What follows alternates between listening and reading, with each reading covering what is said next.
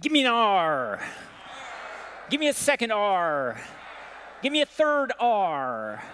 Now put them all together, and what do you have? R. You're well on your way to being some good pirates. This morning, I want to tell you a story to begin with about 4 pirates who all decided that they would create a secret pact. This secret pact would be an agreement that they would not cause harm to one another, that they would leave one another alone and allow them to do what they always did, thievery, debauchery, but to hold one another accountable. Each one of the pirates, each one was to get a large treasure chest, fill it with gold, lock it up, and then deliver it to an old retired pirate who would keep an eye on it. In fact, he would hide it. And if anybody broke the pact, the other 3 would get the gold. Well, as months passed, word came back to the old retired pirate that not 1, not 2, not 3, but all 4 of the pirates were dead. The retired pirate thought about the situation and thought, wonderful. I will add to my treasure trove. And so he got his small boat and loaded it with some sailors, and they headed off to the island, to that cave where he had hid the 4 treasure chests. He took with him the 4 keys. When he arrived there, he unlocked the first chest and threw it open, and inside of it, rocks. He went to the second chest, unlocked it, opened it up, rocks again. And the third and the fourth, all of them were filled with rocks. The old retired pirate was furious. But one of the sailors said, Sir, how could you be frustrated with them? Are they not pirates, doing exactly what pirates do? And the old pirate paused and thought about it for a moment, and then nodded in agreement and did what any good pirate would do. He pulled out his pistol and shot the sailor. Because pirates are not honest. They're not compassionate. And they have no desire to hear the opinions of others, even when those opinions might be true. What if a pirate like myself came into port and joined you landlubbers for a day? First, taking a shower, of course, changing clothes, and then come and joining you in this mighty fine building you have. What if I came and I sang songs with you, but the entire time I was eyeing your jewelry, your pocketbooks, your wallets, your watches? What if I was here, but I was still up to my old tricks? The prophet Jeremiah had something to say about that. It says this: if you truly amend your ways and your doings, if you truly act justly with one another, if you do not oppress the alien, the orphan, and the widow, or shed innocent blood, and if you do not go after other gods to your own hurt, then I will dwell with you in this place, in the land that I gave you of old, to your ancestors forever and ever. But here you are, trusting in deceptive words to no avail. Will you steal, murder, commit adultery, swear false witness, making offerings to Baal and going after other gods that you have not known? And then come and stand before me in this house, which is called by my name, coming in here and saying, we are safe, only to go on doing all these abominations. Has this house, which is called by my name, become a den of robbers in your sight? You know, I too, the Lord, am watching you. Did you hear that? The prophet, speaking on behalf of God, speaks about this house, the house of the Lord, how it has become a den of robbers, a lair for thieves, a hideout for pirates. Jesus quoted those words many years later when he was in the temple, frustrated, not with the people we usually think he was frustrated with, not with the money changers. There was something else going on here. So if a pirate shows up in your midst, shows up in your worship setting, and yet is still up to his old ways, does his church attendance give him a pass? Because he came in here and sang your pretty songs, if he's later questioned, can he just say, "Oh, but I attended church today"? And they would say, "Oh, well then all is good.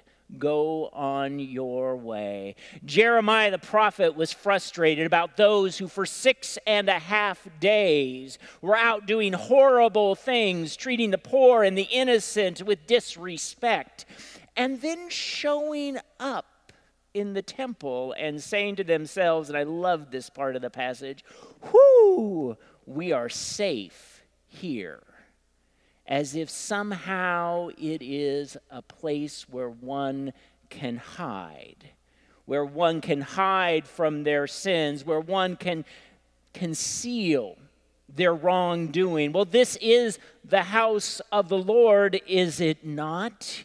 Here we do not put masks on. Here we do not put costumes on. Here we allow our true selves to be seen. Now, it's important to note that most pirates are not hypocrites. Why? Because we are scallywags through and through. There is no hypocrisy about anything that we do, but there are some who put on a mask, who clothe themselves with a costume, attempting to portray themselves as something they are not. When Jesus used the word hypocrite, that word in the original language of the New Testament is the word for an actor, one who puts on a mask, puts on a costume, and pretends to be something that he is not. And when one does that in this beautiful setting, when one puts on a mask, when one begins to talk all the right religious language as a way of hoping to hide from one's true self, it not only begins to undermine the true self, it begins to undermine the church. It begins to undermine God, or at least how God is perceived. Call it human nature, but is there not a tendency among us all to put on a mask, to put on something, to portray ourselves, our feelings, our thinking, our ideas in an inauthentic way? We wear these things because at the end of the day, we don't think we'll be accepted. We don't think people will like us for who we are. There is a strong need to belong. And in Maslow's hierarchy of need, belonging is found right there in the middle between personal safety and self-esteem. So we put on a mask for different situations. We put on a costume and live by a different set of rules in another situation or place. It seems sensible, but at the end of the day, what's left? What's really left of who we are, of who this group of people are? In the book, The Scarlet Letter, Hawthorne illustrates this constant struggle, this constant destructive struggle between authenticity and hypocrisy, between true responsibility and the sin of self-preservation that is concealed in the haze of self-righteousness. He writes, "No man for any considerable period can wear one face to himself and another to the multitude without finally getting bewildered as to which is the true." We begin to forget who we are, who God created us to be. We begin to forget who we are, and then we begin to forget whose we are. Hiding behind a mask, trapped in the costume of our own design. We cannot use the church, we cannot use religious language as something to hide behind. A group of youth went to go hear Lisa speak. Lisa started out her little talk by saying, "The games you play, the little white lies you tell, the smoke and mirrors that you rehearse and perform and rehearse and perform, they are all exhausting," she told the youth. "So I'm here to tell you who I really am. I am Lisa," she said. "I am 33 years old. I have 3 children by 3 fathers, and I was not married to one of them. I spent 3 months in jail for something that I did commit. But for the longest time, I denied it and tried to blame someone else. But she said to the youth, I am here today because I'm a good person. Not because of anything I've done, but because of the one who created me. And in Jesus Christ, God has claimed my life for the building of God's kingdom. God has seen all the mistakes I have made," she told the youth, "and yet God still believed I was worthy of something about working for the kingdom. And she said, I have been working on that ever since I was baptized." I continue to hear about Lisa through Facebook and through other settings. She is, in my opinion, one of God's saints here on earth. Truly beautiful and authentic and genuine. Far from perfect, absolutely. And yet she is able to allow her faithfulness and what God believes about her to be seen in all that she says and does. Frederick Buechner, the Presbyterian minister and great author, says, in God's holy flirtation with the world, God occasionally drops a handkerchief. These handkerchiefs are called the saints.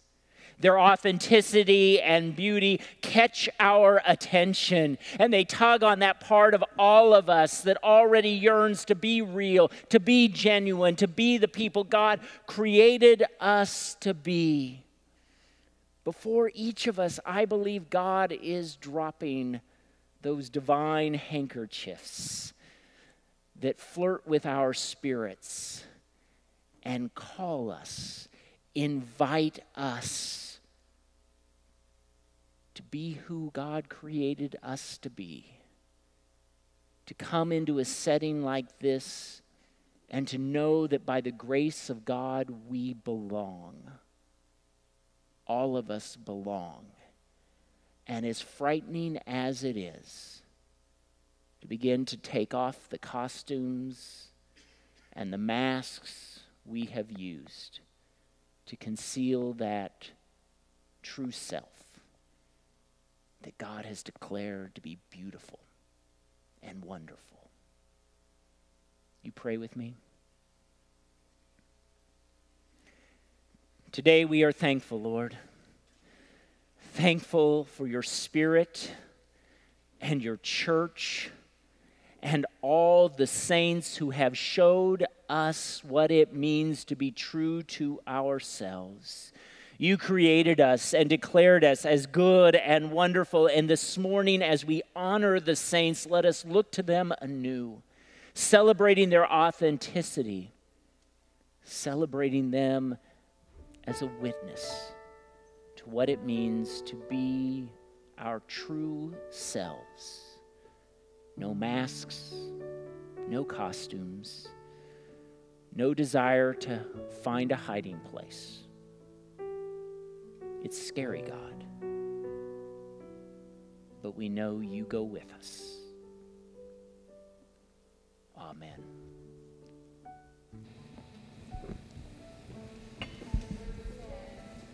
Today is All Saints' Day.